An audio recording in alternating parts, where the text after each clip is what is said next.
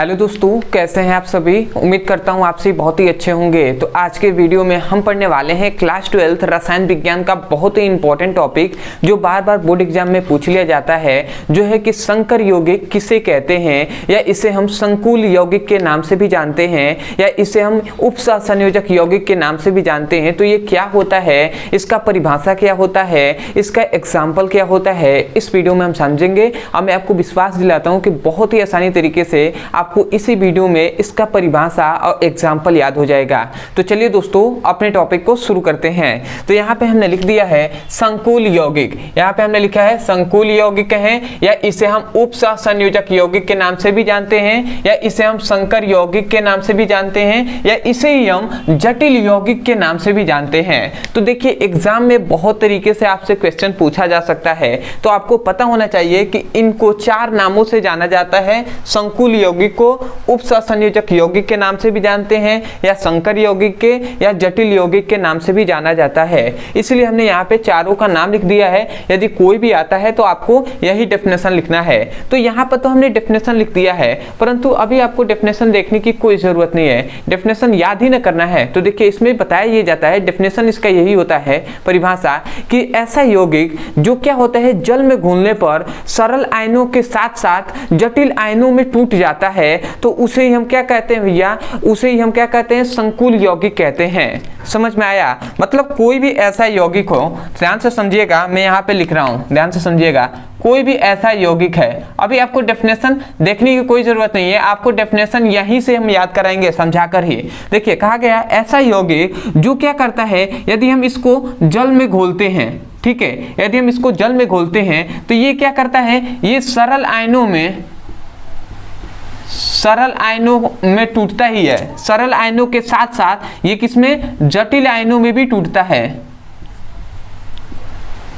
समझ में आया। मतलब ऐसा यौगिक जिसे जल में घोलने पर सरल आयनों के साथ साथ जटिल आयन भी देता है, या जटिल आयनों में टूटता है और अपनी पहचान को बनाए रखता है। अपनी पहचान को, किसको, पहचान को बनाए रखता है। जो यौगिक है वो अपनी पहचान को क्या बनाए रखता है, मतलब अपने अस्तित्व को बचाए रखता है, तो उस यौगिक को ही हम संकुल यौगिक कहते हैं। तो एग्जाम्पल जब दिया जाएगा तब आपको बाकायदा आपको अच्छे से समझ में आएगा, परंतु अभी तो हमको केवल डेफिनेशन याद करना हमारा मकसद है, तो आपको डेफिनेशन रटना ना पड़े, इसलिए हमने यहाँ पे ऐसे बताया है।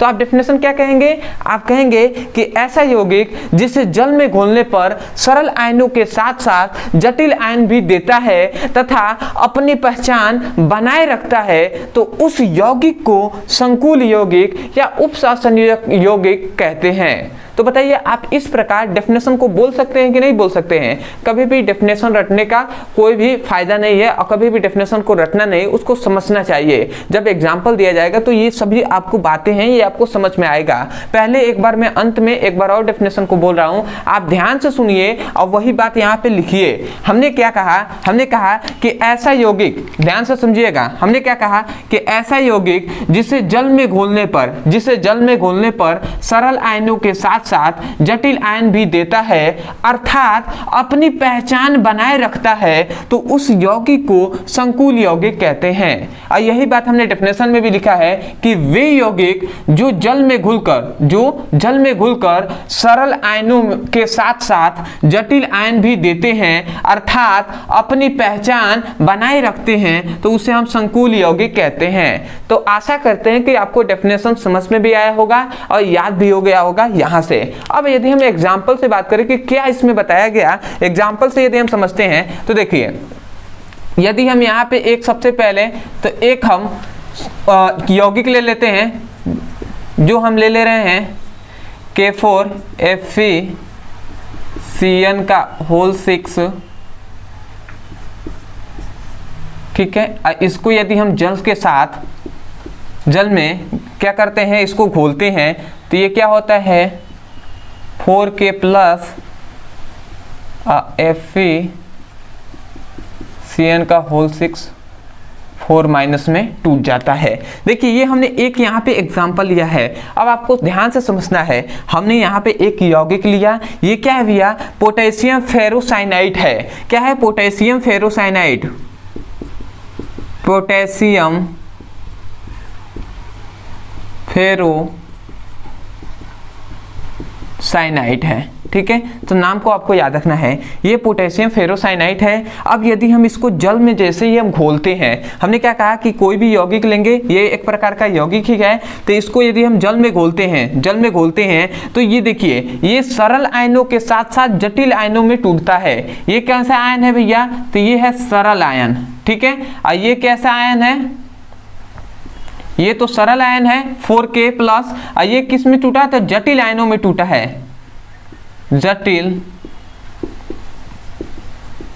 आयन में टूटा है। तो देखिए यहाँ पर जैसे ही हमने इसको जल में घोला तो ये सरल आयनों के साथ साथ जटिल आयन भी देता है। तो इसे हम क्या कहते हैं? इस यौगिक को ही हम क्या कहेंगे भैया? इसे ही हम संकुल यौगिक कहेंगे, जो जल में घुलने के साथ साथ सरल आयन भी देगा और जटिल आयन भी देगा। तो इस प्रकार के क्या कहेंगे? यौगिक को हम संकुल यौगिक या उपसंयोजक यौगिक या संकर यौगिक या जटिल यौगिक कहेंगे। तो आशा करते हैं आप समझ रहे होंगे। दूसरी बात, आप कहेंगे कैसे आपको पता चला कि ये सरल है, ये जटिल है? तो देखिए यहां पर तो एक ही परमाणु क्या है, मतलब एक ही तत्व है ना, पोटेशियम, परंतु यहां पर फेरस भी है, साइनाइड भी है, यहां पे तो दो हैं। तो जल में घुलने के बाद ये दोनों भी तो अलग अलग हो जाना चाहिए ना, जो Fe है वो भी टूट जाना चाहिए और जो Cn है वो भी टूट जाना चाहिए, अलग अलग होना चाहिए, परंतु ऐसा नहीं हुआ। ये कोष्टक जो है इसका ये बना ही रहा। तो इस प्रकार देखिए, इसे हम क्या कहते हैं? इसे हम केंद्रीय धातु परमाणु कहते हैं। इसे जो Cn है, Cn का होल 6 लिखा गया है, इसे लिगेंड्स कहते हैं। अभी हम उसके डिस्कस करेंगे, इसके बाद ये टॉपिक आएगा। ठीक है, तो उसको यदि आप पढ़ना चाहते हैं तो केवल आप लिखिएगा कि लिगेंड्स किसे कहते हैं ब्रदर सर, तो आपको वीडियो मिल जाएगा। या केंद्रीय धातु परमाणु पढ़ना है तो केंद्रीय धातु परमाणु ब्रदर सर, तो आपको वीडियो मिलेगा, तो ऐसे पढ़ सकते हैं। तो भैया यहाँ पे केंद्रीय धातु परमाणु और लिगेंड्स दोनों एक साथ में जुड़े हुए हैं, ये टूटे तो है नहीं, इसलिए ये जटिल यौगिक है। समझ में आ रहा है ना? ये किस प्रकार किस बंध द्वारा जुड़े हुए हैं? तो ये उपसंयोजक बंध द्वारा आपस में जुड़े हुए हैं। ठीक है, जब लिगेंड्स पढ़ाया जाएगा और केंद्रीय धातु परमाणु, तो उसमें पूरा डिटेल में इसके बारे में भी बताया जाएगा। तो आशा करते हैं कि सबसे पहली बात आपको परिभाषा यहाँ से ये एग्जाम्पल आपको समझ में आ गया होगा। परिभाषा आप क्या कहेंगे? परिभाषा आप यही कहेंगे कि वे यौगिक जो जल में घुलने के मतलब वे यौगिक जो जल में घुलने के साथ जल में घुलने पर सरल आयनों के साथ साथ जटिल आयन भी देते हैं, अर्थात अपनी पहचान बनाए रखते हैं, तो उस यौगिक को हम संकुल यौगिक कहते हैं। ठीक है, यहाँ पे परिभाषा हमने डेफिनेशन में जो क्या है, एग्जांपल में क्या बताया कि ये क्या है? यही है आपका संकुल यौगिक। तो एक हमने यौगिक लिया पोटेशियम फेरोसाइनाइड, इसको जैसे ही हमने जल में घोला तो ये सरल आयन भी दिया और जटिल आयन भी दिया। तो हमने यही ना कहा था कि सरल आयन और जटिल आयन दोनों देगा, तो उसे हम क्या कहेंगे? उस यौगिक को हम संकुल यौगिक कहेंगे।